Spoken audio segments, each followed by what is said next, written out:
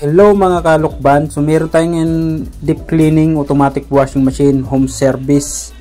So ayun, nakalas na po namin itong washing at napakarumi nga naman itong washing.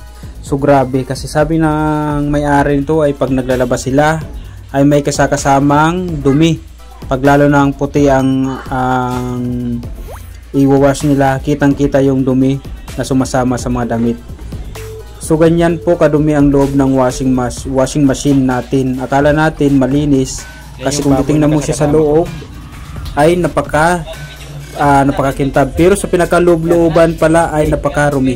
Ariyan pala ang ating kasama sa pag-home service. Si Kois RG Vlog sa pagsuporta ng kanyang YouTube channel at Facebook page.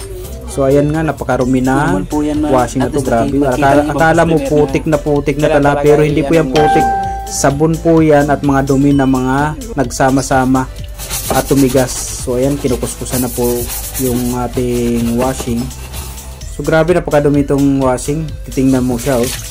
Ganyan ang itsura ng washing pag nasa loob pa lang. Akala natin malinis. Hindi kan akin gamitan na itong kuwan kasi ang hirap kuskusin, hindi dire kaya sa brush at ginamisan na natin pressure washer. So ayan, napakakintab na kanina kung magkakulwan niyo, napaka-rigsoki ini nga washing.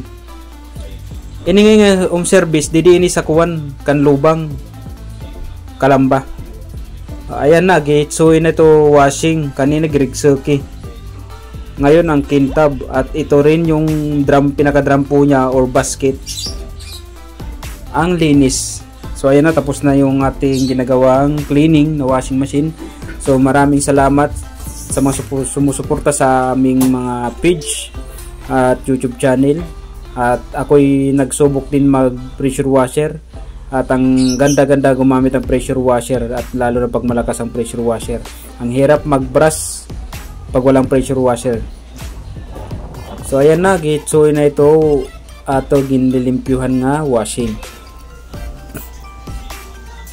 Napakalayo lang ng itsura kanina. Ayan, nakabit na natin yung washing. At malaking pasalamat sa atin ng customer dahil daw nalinisan yung ang kanyang washing machine. Dahil napakatagal na itong washing, ngayon lang nabuksan. Kasi di rin nila aram na hinitson ngayon ni.